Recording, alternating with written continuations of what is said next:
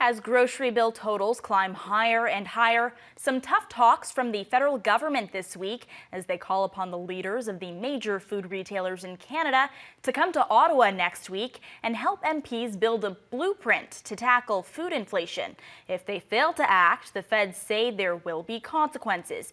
For more on what this could mean for Canadians and our wallets, Senior Director of the Agri-Food Analytics Lab at Dalhousie University, Dr. Sylvain Charlebois, joins us now. Good to see you again, Dr. Charlebois. Nice to see you as well.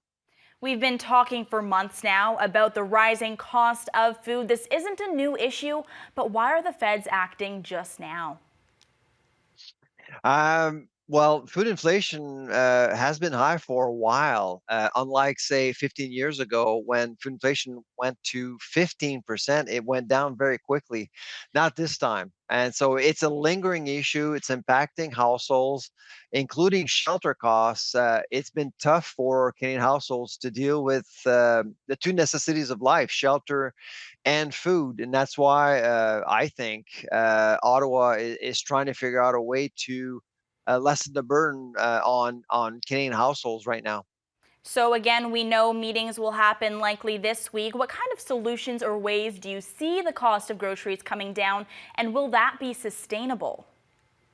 Well, so on Monday, I'll be joining Minister Champagne in the meeting with CEOs. The five main grocers in our country will be there, and I will be advising the minister throughout the meeting and beyond, of course. And I think the goal here is to create a dialogue between the minister and the industry to get a better feel of what's going on, what are the factors driving food prices higher, and what can be done to stabilize food inflation.